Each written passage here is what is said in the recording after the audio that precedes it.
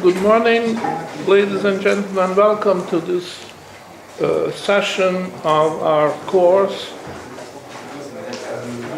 I would like to welcome our very old and very dear friend, Daryl Schoon, and his lovely, charming wife, Martha.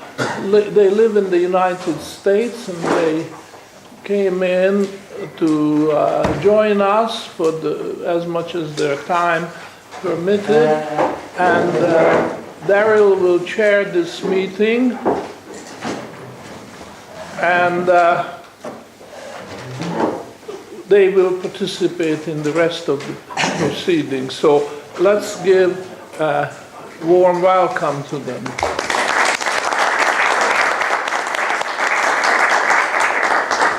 Martha is our webmaster. Did everybody understand it? I don't know. Yeah. We have a website. www.professorfekete.com, and Martha is the webmaster. I forgot to mention that, but I'm greatly obliged to her because she did a first-class job. And very often I had to ask her to remove a piece and replace it with the one with corrections, correcting typos and other things, and never a word of complaint. She just did it so cheerfully, and again I want to thank you. It's my pleasure. Just introduce this. This morning's topic is going to be lecture number 7 is entitled Liquidity Preference, Sinking the Sinking Funds. Beautiful. Okay, thank you.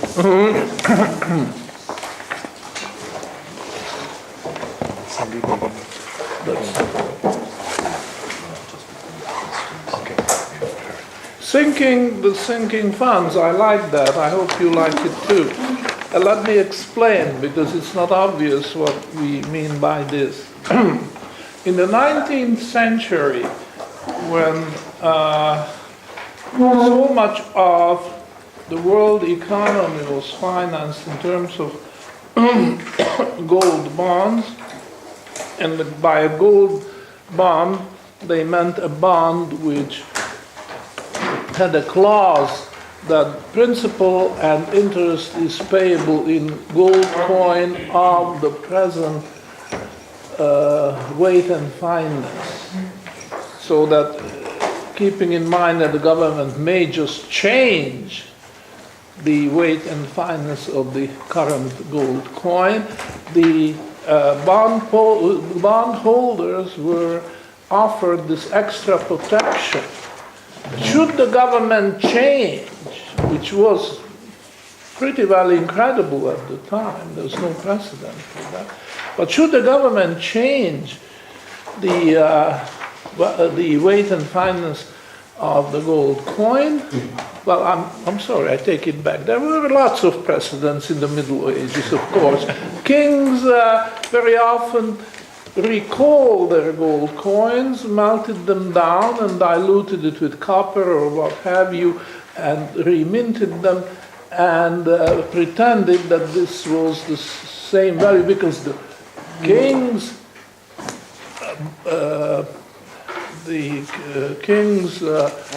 Had to have income. Yeah, that was the reason. But the idea was that if the king's face is put on the coin, then it cannot help but have the same value. I mean, what could be more obvious than that? The king, after all, had the power to change. So there were lots of precedents, but between the Middle Ages and the end and the beginning of the 20th century, this practice was pretty well phased out. By and large, governments did not resort to this very crude and very obvious type of diluting money. So there it was. These gold bonds were issued and they were bought eagerly by genuine savers. No bond speculation in those days.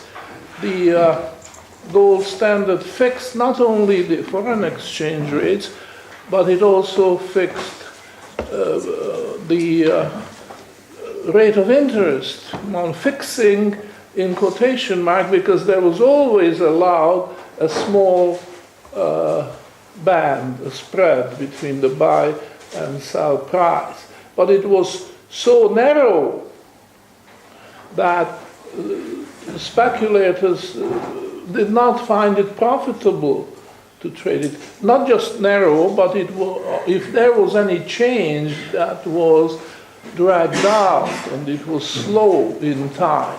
So there's no question about bond speculation, just like there was no question about foreign exchange speculation for those countries which adhered to the gold standard.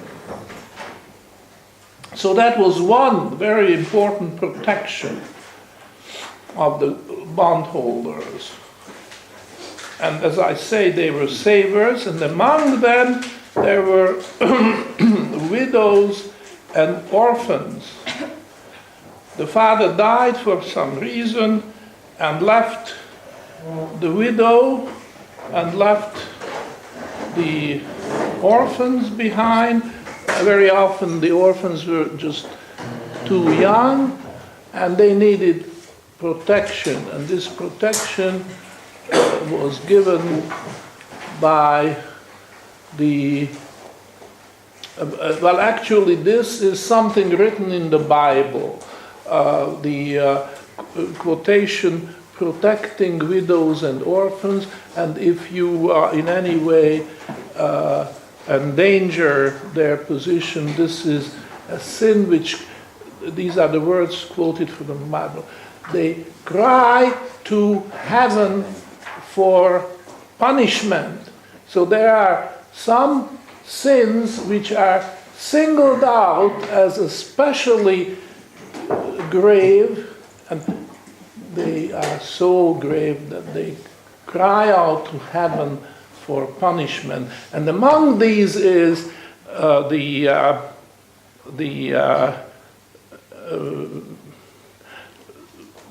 tormenting. That's the word. Thank you. I was looking for the tormenting widows and orphans.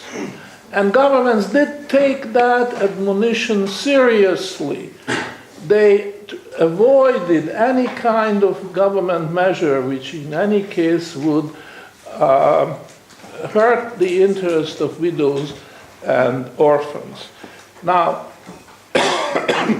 there was another measure of protection, protecting the interest of the bondholders, and this was the institution of the sinking fund. Now let me just explain what this phrase covers, because I think it's very important.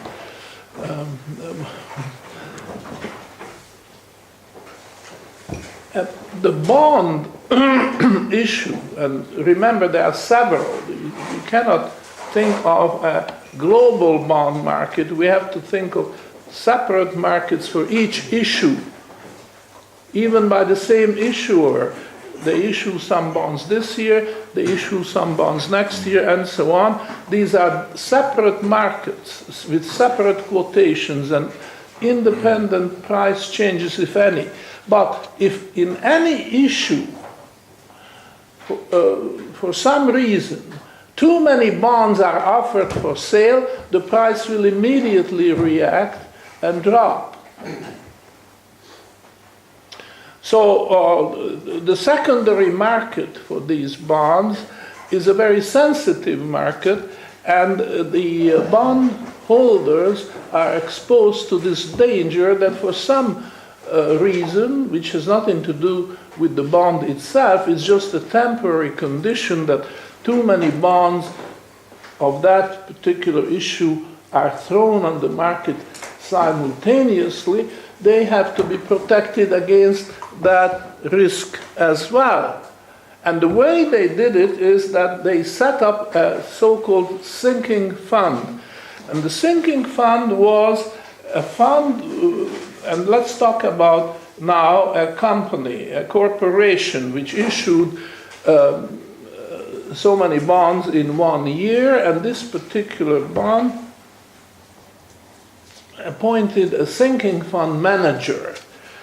And the sinking fund manager was watching the bond price.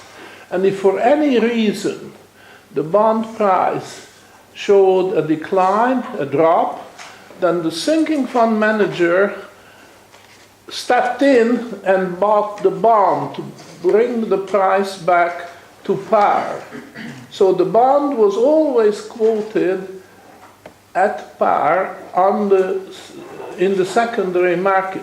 Now, where did the sinking fund manager get the money to do this type of operation? Well, two sources. One, the company, the corporation, was supposed to pay into that sinking fund every year a certain portion of the profits, corporate profits, to enable the manager of the sinking fund to do this evening out operation, to make sure that the bond price does not suffer a serious decline because it's immediately. And the very knowledge that this is going to happen helped itself, because of course if there were any speculators who wanted to take advantage, crowded in and try to push down the bond price, they knew that there is a sinking fund and there's a manager who is watching the market, and he would immediately clamp down. So this was a deterrent at the same time, and in fact it was very, very efficient, and the bond price was as stable as possible or as desirable. Now that was one source of income which the sinking fund had at its disposal. The corporation was supposed to channel so much of its annual or quarterly profits into the fund to enable to continue. But there was another one, because the opposite could also happen, right? It was possible and happened quite often that the price of the bond dropped for some reason, outside reason. But sometimes, markets being as they are, the secondary market value, the value of the bond on the secondary market could just rise above par. You see? It could happen. Now, let's leave the question aside how often it happened and why it happened. That's not the point, but sometimes it did happen. And what would the sinking fund manager do in such a case? Would sell the bond. So he would have this money flowing into the sinking fund itself. So these two sources made sure that it was a very credible arrangement, nobody had any doubts, and so on. And this was firstly on the resources of the company. It was more important than the equity liability which the company had towards shareholders. The bondholders have come first, there's just no question about that, and that is why the sinking fund was conceived and established, and it was run very successfully throughout the 19th century and early 20th century. And then something happened. Oh, yeah, I have to answer that question too. What about the government bonds? Did the government bonds have a sinking fund? Yes. Anybody knows the answer? Yes. Did they? The British in the 18th century. Is this a fact, you know? Well, I take your word, I wasn't aware of this. But certainly in the United States, the US government did not set up Yeah, it's a little different. I'm pretty sure that they didn't in the U.S. The unique thing about the British, right, is that they're this small island that somehow became a global hegemon in the 18th century. And one of the main reasons they were able to is because they had very sound institutions that were able to have a tax base. They were able to raise money easily. And one of the ways they could raise money is by borrowing money. And the way they could stabilize their borrowing is by having a sinking fund to ensure that creditors would be, what's the word? They would think that their investments are sound, basically. All right, Alex, your remark is very greatly appreciated. I learned something. I was not aware of it. I'm willing to confess. I was guided by the American practice, which was that the American government had credit which was beyond doubt, beyond questions. There was just no need for sinking fund, period. That was the attitude, and the world did accept it. So the American Treasury bond market operated very smoothly, without a hitch, without a hiccup, and the world accepted this, and the American T-bonds were the best monetary instrument, best gold bond. They were gold bonds. See, the gold clause was on them, but no sinking fund, and it did operate very efficiently. And then a movement started. Well, if the Americans can do it, then we can do it too. So why have this sinking? Why bother? Why have money put aside? Why should you cut short your profits and put so much in the sinking fund when you could either pay it out in dividends or make new investments or do something? So there was a tendency of a company, especially a corporation which had very good credit standing, to forget about sinking. Well, it's not necessary. It's just a frill, which is not needed. So the emphasis on the sinking fund started sinking, and ultimately the sinking fund was quietly dropped. So especially after World War I, when the bond market reorganized, the sinking fund died a quiet death. And bonds have been issued without the sinking fund protection.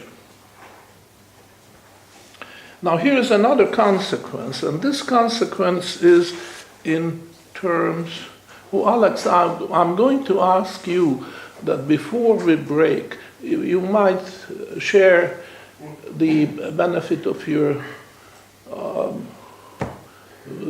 studies with us, and just tell us what you know about the sinking fund and the and how it. I don't know anything about. Not now. Oh, later. Okay. I'm going to, but before the break, I would like to give you an opportunity. Say as much or as little as you wish what you know about this, because I think this is important, and I personally haven't done enough research of my own on that, and probably I'm running out of time. I won't be able to, but I do consider this as a very, very important issue. And I'm also going to ask Sandy to make some comments. So when I finish, if it may finish a little earlier, then we have this preliminary discussion, and after the break, everybody else can contribute to this. So the importance of the sinking fund, or the disappearance of the sinking fund, is in terms of the yield curve. Because just put this in a time frame, say a 30-year bond, corporate bond, which has been issued, it was well received, and there is a secondary market. The secondary market is absolutely important, because the bond is not just a promise to pay the principal back at maturity and in the meantime give you a stream of income. It's far more than that. It's also a promise that any time you run into hard times and you are forced to sell the bond, there will be a ready market, take it, and without a great loss you will be able to cash in on your bond any time during that 30 years, not just at maturity, but any time. This is an implicit promise, and it's made good precisely by these provisions, including the sinking fund. Because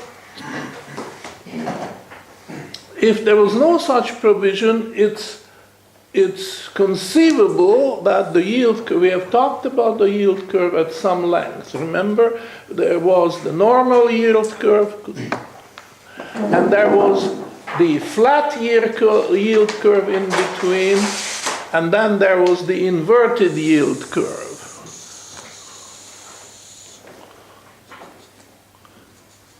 Yeah, now this dotted line is what you might consider the console rate. The console is a perpetual bond. For example, the British government issued consols. So the rate on that is the highest.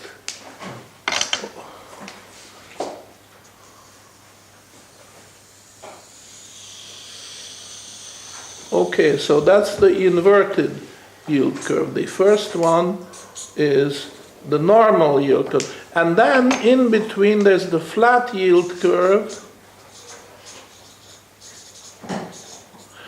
which is an idealization. The flat yield curve is practically vertical at zero, and then just following the console curve. You have another color?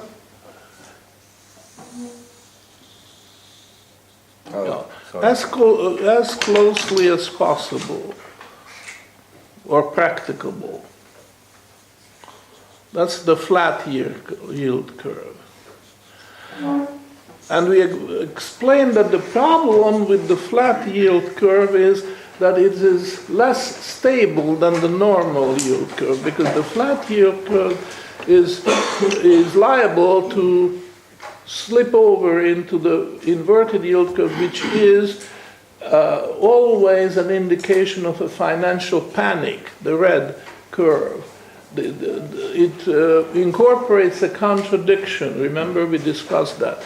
The contradiction is that if you borrow money longer term, there's more risk involved, because you are exposing your funds for a longer period of time to all kinds of vicissitudes which could happen in the world or with the company, and therefore you demand a risk premium. The bondholders insist on a yield premium. Now, what we see here is that thanks to the institution of the sinking fund, the normal yield curve is approaching or approximating the flat yield curve. So in other words, there is no increase in the rate of interest as time passes. But increasing rate of interest means a decreasing value of the bond. So that hurts the bondholders. And therefore, the normal yield curve cannot be considered as a natural phenomenon. The natural phenomenon is really a flat yield curve, so that any point of time, the market value of your bond is the same. No deviation in either direction. And that would not happen without the sinking fund. So the sinking fund is very important. And also, let me just mention this as a sideline, but it's also important that the normal yield curve, so-called normal, because in this sense it's really abnormal, it invites arbitrage.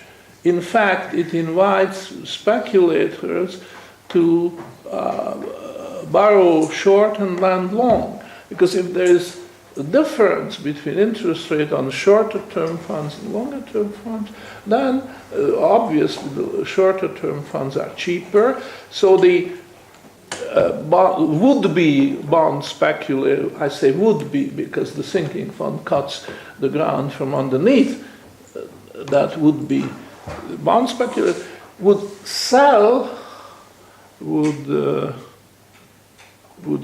the long maturity and buy the short maturity, which means borrowing short and lending long, and just pocket the difference. No sweat, no risk, nothing. The bond speculator reaps a risk-free profit without performing a useful service. You see? So that is all under the heading normal yield curve. It's not so normal after all.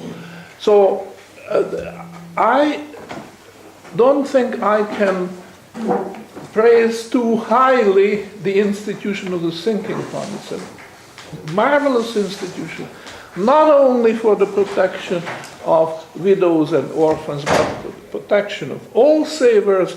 And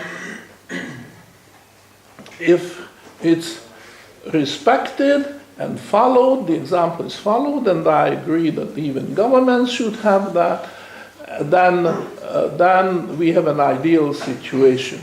Not just that the yield curve is flat, but it is stable, because in our present circumstances, under the irredeemable monetary regime, it occurs quite often that the yield curve is flat. However, this is not a healthy sign. It's not a healthy sign because, as I just pointed out, it's unstable and could slip over into the inverted yield curve, which means financial panic and sign for a coming recession, which could be very deep or prolonged, and so on. However,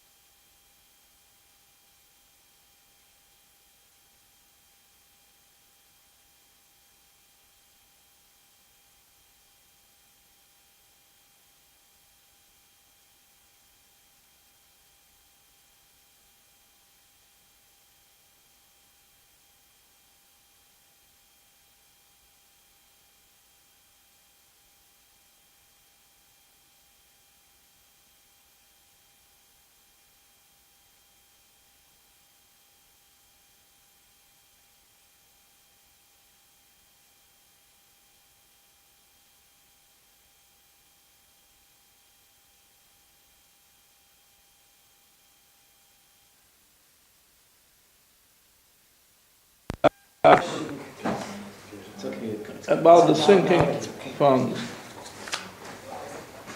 Now, the term liquidity preference is borrowed from the vocabulary of John Maynard Keynes, and as you know, he is not one of our heroes, to say the least.